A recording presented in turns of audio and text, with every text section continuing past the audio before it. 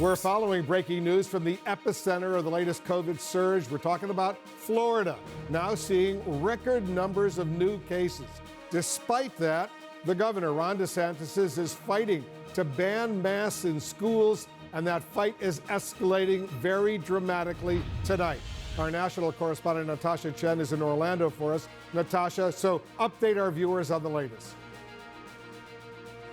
Right. Well, Wolf, we have a statement from Governor Ron DeSantis' office explaining that after he had already threatened to withhold funding from school districts that have mask mandates, now he's threatening to withhold the salaries of superintendents and school board members, school officials in these districts where masks are required. And the statement goes on to explain that they want to narrowly tailor this financial consequence to the decision makers, the people in charge of creating these rules for the students in those districts. And I want to read a part of the statement to you that says education funding is intended to benefit students first and foremost, not systems.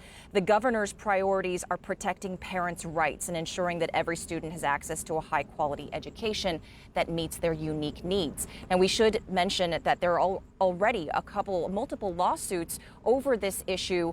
Some started by a group of parents with children with compromised immune systems. And so this is by no means something that the majority of people in the state agree on. In fact, the people we've talked to on the ground here in Orange County, definitely we're seeing tension with a difference of opinion among parents, among educators, local and state officials.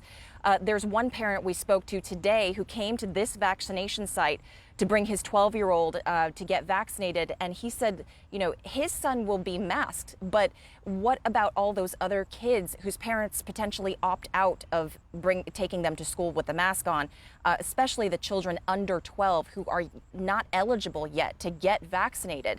If you look at the 7-day average of new cases in Florida, you can see how that has really spiked in the last several weeks or so. And if we look specifically at the children, that trend is also increasing. And that's increasing right at the time when schools are bringing students back into classrooms in person. Tomorrow, a number of school districts in Florida begin class in person, including Orange County, Hillsborough, Palm Beach, Lee counties. They currently all have mask mandates, but because of the state policy, are allowing parents to opt out of that, Wolf. Yeah, and just to repeat, Natasha, Florida reported more COVID-19 cases over the last week than during any 7-day period during this entire year-and-a-half pandemic here in the United States. All right, Natasha, thank you very much. Let's get some more on all of this. Our chief White House correspondent, Caitlin Collins, is joining us. Caitlin, this will only escalate the battle between President Biden and Governor DeSantis, right?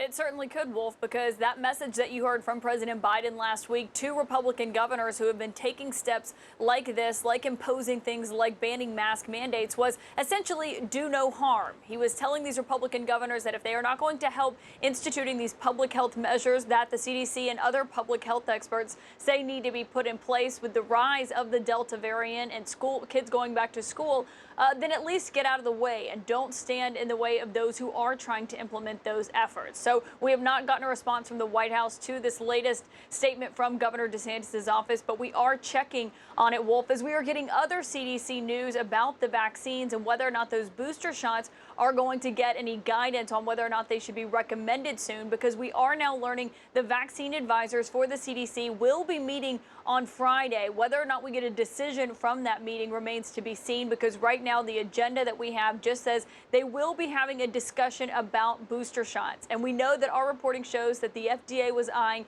an early September timeline for laying out their strategy of who should get a booster shot and what that timeline should look like. Though Dr. Fauci has made pretty clear they believe a decision on immunocompromised booster shots could come before then, based on what he told CNN yesterday, saying that we almost certainly will be boosting those people before we boost the general population. And he said we should be doing that reasonably soon. And this comes, Wolf, amid these concerns about breakthrough cases for those who are fully vaccinated. But CNN has reviewed the latest data from the CDC on these breakthrough cases and what we are seeing across the United States. And right now it says that more than 99.99% of those who are fully vaccinated have not had a breakthrough case that results in hospitalization or death, Wolf.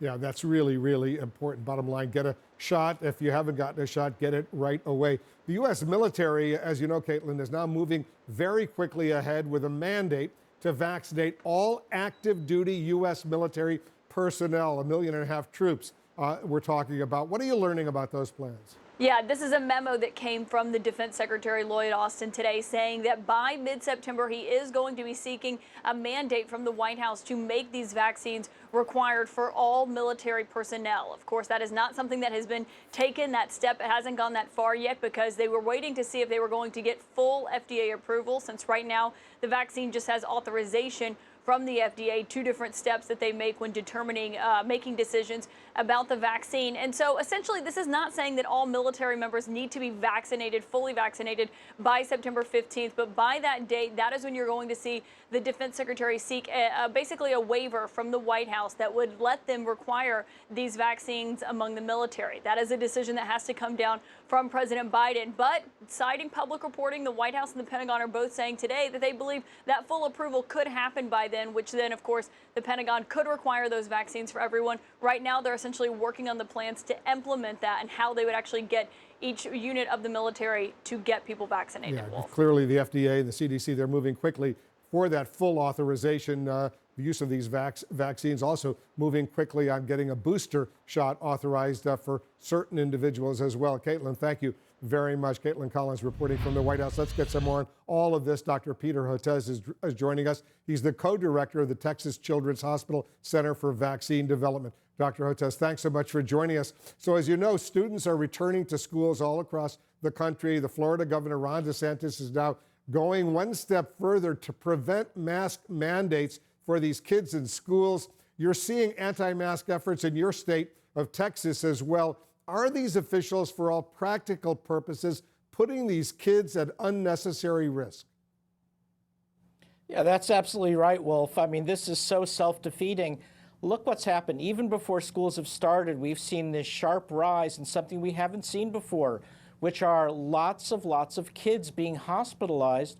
And for the first time that I can remember since the start of this pandemic, we're seeing kids in pediatric intensive care units in large numbers, to the point where even pediatric intensive care units, PICUs, are getting overwhelmed. Now, some of that is, there's also been a lot of another respiratory virus called RSV going around, but a lot of it is COVID as well. And if we're already seeing COVID-19 pediatric ICU admissions and children's hospitalizations before schools open, what's going to happen after that? Schools are going to be an accelerant for this if we don't have all of those kids masked. And I would even take it one step further, Wolf, which I'm talking about. I haven't heard many others speaking about.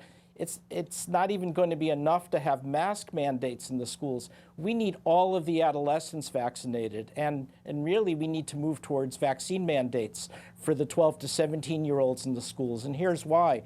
Because in the South right now, we've got states like Louisiana, Mississippi, et cetera, where only about 25% of the adolescents are vaccinated. So the vast majority are not vaccinated. We have counties not far from Houston where there's similar numbers, or either less. If we're going to give our kids a fighting chance to have a successful school year, we're going to need everyone who's vaccine eligible to be vaccinated and everybody masked. And that is the reality. People are operating as though this Delta virus is the same as previous lineages. It's not. It's much more transmissible, and now we have evidence that kids are getting sick and they have to step up. We're going to have to take these steps if we want these kids in the classrooms as opposed to learning remotely, and we do want them in the classrooms, and these are precautions that need to be taken. You're joining us from Houston, where we have new images. Look at this from the Lyndon B. Johnson Hospital, where a tent has now been set up outside as the ICU units, the intensive care units, are nearing capacity. Are we really back to this, Dr. Hotez? We are, but even in a different and perhaps more ominous way, which is that it's a lot of young people now in those tents and being hospitalized. So the median age in our Texas Medical Center, which is the world's largest medical center in ICUs, is far younger than anything we've seen before. So this Delta variant is essentially hitting anyone who's not been vaccinated. So if you've been lucky enough to get away without being vaccinated, right now your lucks are going to run out because this Delta variant is 2 to 3 times more transmissible, and that's what we have to emphasize. Yeah, and I'm glad you are. Dr. Hotez, thank you so much for joining us.